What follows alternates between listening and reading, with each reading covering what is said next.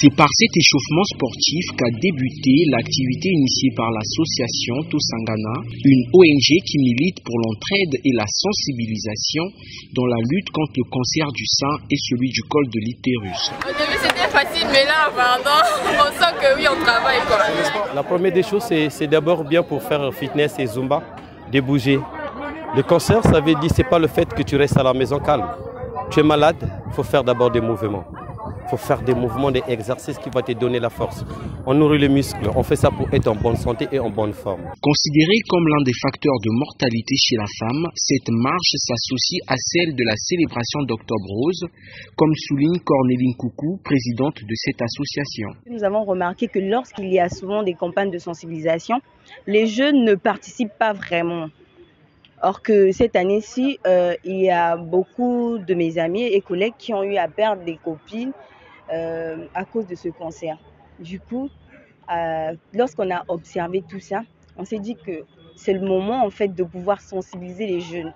Les jeunes aussi doivent connaître ce que c'est le cancer. Donc c'est à peu près pour pouvoir enlever ce voile d'ignorance en fait.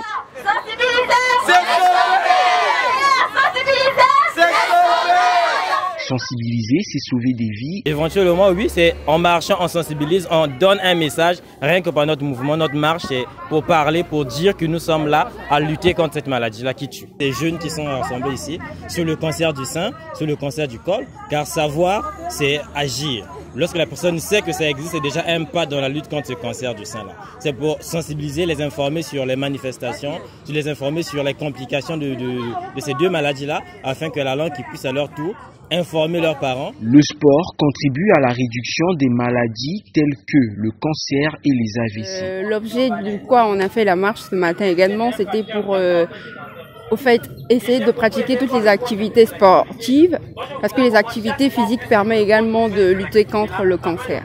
Bon, je pense que déjà, pour toutes les personnes qui souffrent de cette maladie, s'il y a un message phare qu'on doit leur donner et que le cancer peut être soigné, c'est une maladie qui peut être éradiquée.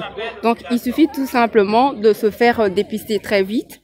Plus vite le cancer il est connu, plus vite il est possible d'être soigné. Donc plus on perd du temps pour aller auprès des personnes chargées, on risque d'être plus exposé à ce qu'on appelle la mort. Voilà. Certains participants saluent cette initiative car ayant été témoins des ravages de cette maladie, comme God Bassamio qui a déjà perdu un être cher. Trop de gens ne sont pas informés sur le cancer de l'utérus et du sein. Mais moi particulièrement, j'ai fait une expérience. C'est ce qui m'a vraiment motivé à venir ici. C'est une histoire assez particulière que je ne raconte presque à personne. Donc c'est ma grand-mère. Je l'ai perdue quand elle avait 50 ans. Bon, je devais avoir à l'époque l'âge de 2 ans.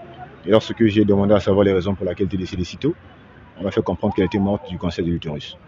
J'ai demandé pourquoi elle n'avait pas suivi un traitement ou quoi que ce soit, parce qu'elle n'était pas informée. Donc voilà pourquoi aujourd'hui il faut sensibiliser le maximum des gens sur le cancer de l'utérus et du sein. En effet, le cancer du sein est une prolifération anormale et anarchique des cellules mammaires. C'est une maladie grave qui peut être guérie s'il est découvert et traité tôt. Cependant, il est conseillé de se faire dépister afin de vaincre cette maladie.